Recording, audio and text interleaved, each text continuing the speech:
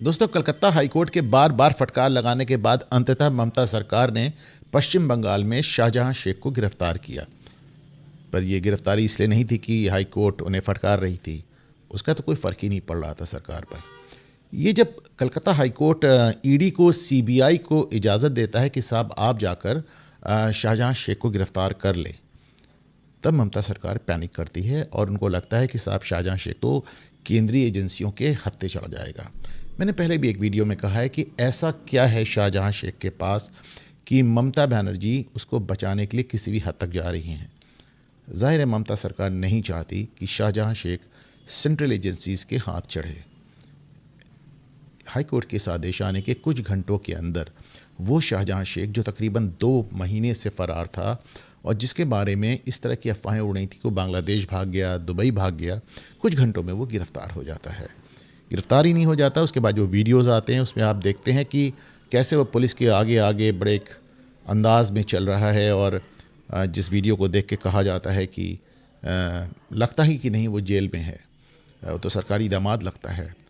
और आज आपने देखा प्रधानमंत्री नरेंद्र मोदी ने कहा कि बंगाल में अब अपराधी तय कर रहे हैं कि उन्हें कब और कैसे गिरफ्तार होना है। इस इलाके जो संदेश खाली यहाँ पे जहाँ हम जानते हैं कि शाहजहां शेख और उसके गुर्गों ने बड़ी मात्रा में दलित औरतों का शोषण किया। ये शोषण भी बहुत बात की बात है। देखें, इनिशियली ये जो संदेश खाली जगह है ये मेन लैंड से कटी हुई है, यानी यहाँ पे आप सड़क के रास्ते नहीं जा सकते। यहाँ जाने के लिए आपको नाव का, स्टीमर का, बड़ी बोट्स का सहारा लेना पड़ता है। और यहाँ पे ज़माने से चावल की खेती हो रही थी। तो शाहजहां शेख यहाँ जाता है, लोगों की ज़मीनें हथियाता है और मशीनें लाकर उन ज़मीनों को खुदवा कर उसमें समुद्री पानी भर देता है। समुद्री पानी मतलब उसमें एक नमकीन पानी, खारा पानी भर देता है, जिसके बाद वो ज़मीनें चावल की खेती के लिए अनुपयुक्त हो जाती हैं और माना जाता है कि अब यहाँ खेती नहीं किया, किसी भी तरह की खेती के लिए अनुपयुक्त हो जाती हैं। वो खेती लायक ज़मीनें बचती नहीं हैं, तो वहाँ पे वो मछली पालन उद्योग चला देता है। तो जाहिर सी बात है, जब आपने खेती लोगों की छीन ली, लोगों के पास रोज़ी रोटी बची नहीं, मछली पालन आपके अपने गुर्गे कर रहे हैं, तो वहाँ के लोग निकल कर पश्चिमी उत्तर प्रदेश, पंजाब ऐसी जगहों पे मजदूरी करने चले जाते हैं और उस जगह बचती हैं सिर्फ महिलाएं, दलित महिलाएं। और फिर खेल शुरू होता है इन दलित महिलाओं के शोषण का, जो सालों साल टीएमसी की, ममता बनर्जी की सरकार के संरक्षण में खुलेआम चलता है। कई बार पुलिस को कंप्लेंट की गई, अप्रोच किया गया और किसी भी अब कंप्लेंट पे पुलिस द्वारा संज्ञान नहीं लिया गया। आपको जान के आश्चर्य होगा कि 11 एफआईआर हुई हैं संदेश खाली में शाहजहां शेख के खिलाफ। पर बवाल जिस बात का है, जितना आप देख रहे हैं कि हंगामा मचा हुआ है औरतों के यौन शोषण का, उसमें एक भी एफआईआर बलात्कार की या रेप की नहीं है। यानी उस पर ऐसी धाराएं लगाई गई हैं कि वो आसानी से अदालत में बच निकलेगा। इस इलाके से जो नुसरत जहां सांसद हैं टीएमसी की, ममता बनर्जी की, वो इस दौरान वैलेंटाइन डे मनाती नज़र आती हैं, अपने पति के साथ फ़ोटोज़ पोस्ट करती हैं ट्विटर पे। और जब उनसे कहा जाता है कि सब आपके अपने संसदीय क्षेत्र में इतना बवाल चल रहा है, पूरी दुनिया देख रही है, और आप वैलेंटाइन डे सेलिब्रेट करें, वो कहते हैं कि साहब वहाँ पुलिस जाने नहीं दे रही है। बहरहाल ममता बनर्जी ज़माने से ये सब कर रही हैं और ये जो नया कांड निकल के आया है शाहजहां शेख वाला, इसमें एक और रहस्य उद्घाटन हुआ है कि जो शाहजहां शेख के अब्बा हैं उन्होंने 2 शादियां की। उनकी एक बेगम पश्चिम बंगाल में और दूसरी बांग्लादेश में। माना जाता है कि शाहजहां शेख उनकी बांग्लादेशी बेगम का बेटा है, जिसको छोटे में अवैध तरीके से भारत में ले आया गया था। अब आप देखें कि जो बात लगातार हो रही है बांग्लादेशी शरणार्थियों की हो रही है, रोहिंग्या शरणार्थियों की हो रही है, कि किस तरह ये शरणार्थी हमारे देश में आकर स्थानीय मुस्लिम समुदाय की मदद से और ये जो सो कॉल्ड तथाकथित धर्मनिरपेक्ष सेकुलर पॉलिटिशियंस हैं, पॉलिटिकल पार्टीज़ हैं, इनकी मदद से डॉन बन जा रहे हैं, अपराधी बन जा रहे हैं और एक पूरे इलाके पर राज कर रहे हैं। जहाँ तक ममता बनर्जी का सवाल है, उन्होंने पहले ही कह रखा है कि भारतीय संसद कुछ भी कानून बनाए वो अपने इलाके में एनआरसी नहीं लागू होने देंगी। अभी हाल में उन्होंने देखा कि जो तमाम संदिग्ध लोग थे जिनका आधार कार्ड कैंसिल हुआ, उन्होंने कहा हम आपको अपना आधार कार्ड इशू कर देंगे। अब देखिए, आधार कार्ड सिर्फ भारत सरकार इशू कर सकती है।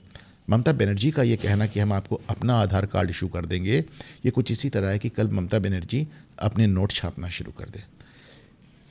ममता बनर्जी को आपने देखा कि किस तरह 2 या 3 साल पहले उन्होंने सीबीआई की एक रेड पड़ी तो सीबीआई अधिकारियों को ही गिरफ्तार कर लिया था।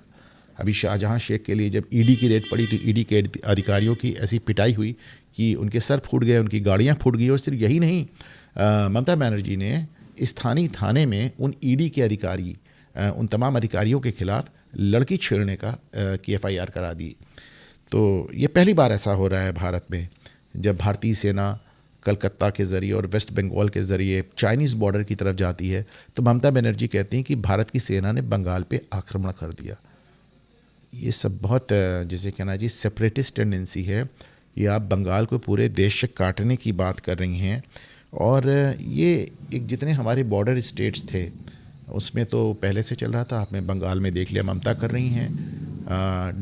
तमिलनाडु में डीएमके ज़माने से ईलम की चर्चा कर रहा है। ईलम यानी कि एक बड़ा तमिल राज्य जिसमें श्रीलंका का एक हिस्सा होगा, तमिलनाडु का हिस्सा होगा, एक स्वतंत्र ईलम राष्ट्र जिसके लिए प्रभाकरण ने लड़ाई की और लंबा गृह युद्ध किया श्रीलंका में और बाद में मारा गया। तो वो ईलम की बात आज भी कर रहे हैं। फिर आप डीएमके को छोड़ें या फिर कर्नाटक में आ जाएं। कर्नाटक में आपने देखा कि जो वहाँ डिप्टी चीफ मिनिस्टर हैं कांग्रेस के डीके शिव कुमार, उनके भाई हैं डीके सुरेश, वो भी मेंबर ऑफ पार्लियामेंट है, सांसद हैं।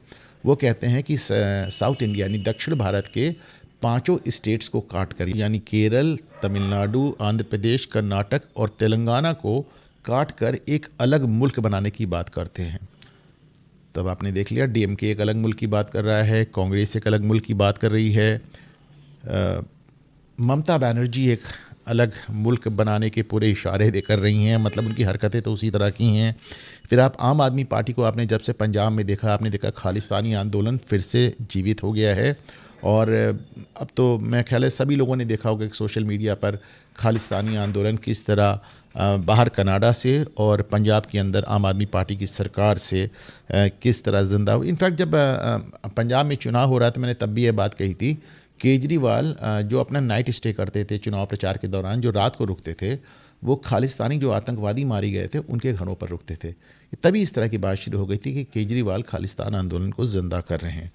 तो कुल मिलाकर अब ये एक बड़ी गंभीर स्थिति हो गई है कि भारतीय जनता पार्टी को चूँकि आप हरा नहीं पा रहे हैं, आपको लग रहा है उनकी पिच पे खेलना बड़ा दिक्कत हो रही है, तो आपने अलग अलग देश के अलग अलग हिस्सों में आपने अलगाववादी एक एजेंडा चलाना शुरू कर दिया है। बंगाल में चल रहा है, तमिलनाडु में चल रहा है, पंजाब में चल रहा है, और अब आप देख रहे हैं पूरे साउथ इंडिया को काटने की बात हो रही है।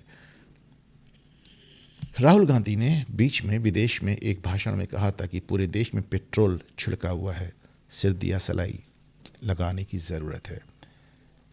कृषि आंदोलन में ये बात किसी हद तक नज़र आई थी। दोबारा किसान आंदोलन चल रहा है, हालांकि इसमें दम नहीं है, लेकिन इसमें फिर आपको अलगाववादी बातें, नारे, झंडे दिखाई देते हैं। किसी ज़माने में जेएनयू में नारा लगा था, भारत तेरे टुकड़े होंगे, इंशाअल्लाह। अल्लाह या इंशाअल्लाह की बात तो इसमें अभी सामने नहीं आ रही है, लेकिन भारत के टुकड़े करने की कवायद जारी है।